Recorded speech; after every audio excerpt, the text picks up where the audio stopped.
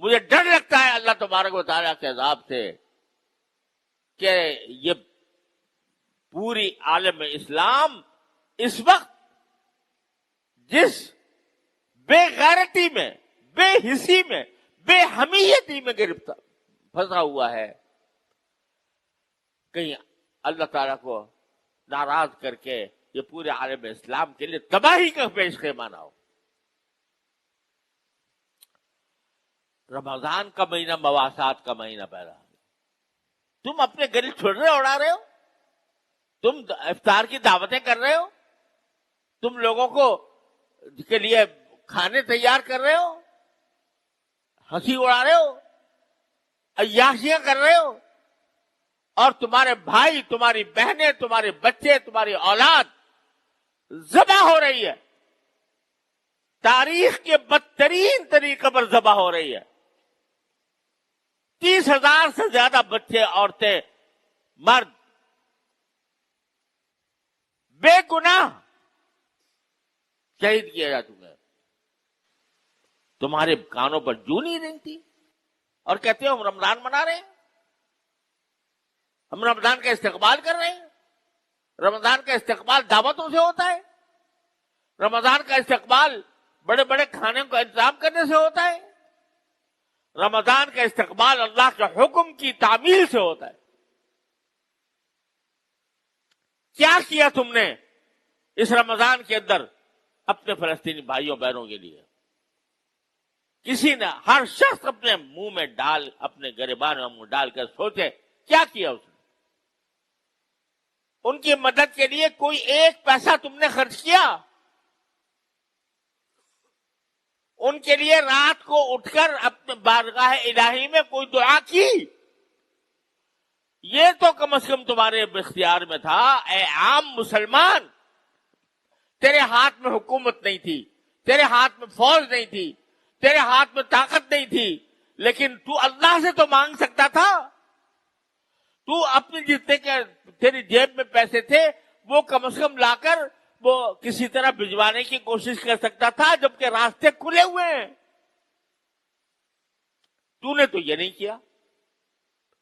اور تیرے حکمران، انہوں نے تو اپنے گلے میں پہلے کی غلامی کا پٹا ڈالا ہوا ہے۔ تو نے کبھی ان سے بھی یہ کہنے کی جرات نہ کی کہ ہم غلام رہنا نہیں چاہتے، اور ان کو متوجہ کرتے کہ تم یہ فلسطین کے بارے میں کیا کر رہے ہو۔ تو یہ بس یہ مزے اڑا لینا کہ بھئی رمضان کا مہینہ ہے، اس میں رحمتیں آ رہی ہیں، اس میں مغفرتیں آ رہی ہیں، اس میں افطار کرانے کا ثواب مل رہا ہے، اس میں فلاں فلاں کاموں کا ثواب مل رہا ہے۔ ارے ڈرو اس بات سے کہ کہیں اللہ تعالیٰ کا عذاب نہ آ جائے ہمارے اوپر، جس بے حسی اور بے غیرتی کا ہم اس رمضان کے اندر مظاہرہ کر رہے ہیں اپنے فلسطینی بھائیوں کے خلاف۔ تو میرے بھائیوں، حکمرانوں کا جو کام تھا وہ اپنی سیاستوں میں، اپنی کرسیوں میں، اپنے مسائل میں، وہ ان کا سارا سوچ فکر کا محور وہ اپنی سیاست ہے۔ ان کو پتہ نہیں، پتہ ہونے کے باوجود جوں نہیں رینگ رہی ان کے اوپر۔ تو آخر عوام ہی ہوتے تھے جو اپنی حکومتوں کو آمادہ کرتے ہیں، عوام ہی کھڑے ہوتے ہیں، اپنی حکومتوں سے مطالبہ کرتے ہیں کہ بھئی تم یہ کام کیوں نہیں کرتے؟ ذرا مہنگائی ہو جائے تو لوگ سڑکوں پہ آ جاتے ہیں، احتجاج کرتے ہیں، نعرے لگاتے ہیں، اور اتنا بڑا ظلم ہو رہا ہے۔ مسجد اقصی پکار رہی ہے کہ ہے کون میرا رکھوالا، اور ہمارے کانوں پر جوں نہیں رنگتی۔ ہم یہ بات اپنے حکمرانوں تک نہیں پہنچا رہے۔ ڈر لگتا ہے اللہ تعالیٰ کی عذاب سے۔ تو میرے بھائیوں، اس کا شعور پیدا کرو، اس فریضے کا شعور پیدا کرو غلامی کا جوا اپنے گردن سے اتارنے کا شعور پیدا کرو، اللہ تعالیٰ سے رجوع کرو، اللہ تعالیٰ سے مانگو. جو شخص جتنی طاقت رکھتا ہے ان کو مدد پہنچانے کی وہ مدد پہنچائے. جو شخص جتنی طاقت رکھتا ہے حکمرانوں کو متوجہ کرنے کی وہ اپنی طاقت کو استعمال کرے. ورنہ آخرت کے اندر یاد رکھو جب یہ 30,000 شہیدوں کا خون کا حساب لیا جائے گا تو حساب دینے والوں میں ہم بھی شامل ہوں گے. تم نے ان کے لیے کیا کیا تھا؟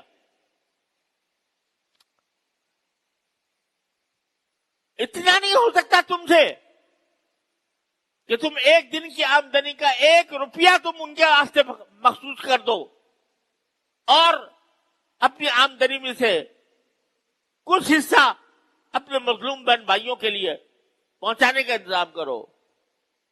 یہ بھی اگر نہیں ہو سکتا، اگر یہ بھی نہیں ہو سکتا تو مسلمان کہلانا چھوڑ دو اپنے آپ کو. اگر اتنی غیرت تمہارے اندر موجود نہیں ہے تو یہ اللہ تبارک و تعالیٰ کے کرم کا مہینہ ہے. اگر اب تک غلطی کوتاہی ہوئی ہے معافی مانگے، توبہ کرے اللہ تبارک و تعالیٰ کی بارگاہ میں اور آئندہ کے لیے عزم کرے ان باتوں کا جو میں کہہ رہا ہوں. اللہ تعالیٰ اپنے فضل و کرم سے اپنے رحمت سے ہم سب کو صحیح فہم عطا فرمائے اور اس کے مطابق صحیح طریقے کے مطابق عمل کی توفیق عطا فرمائے. وآخر دعوانا الحمد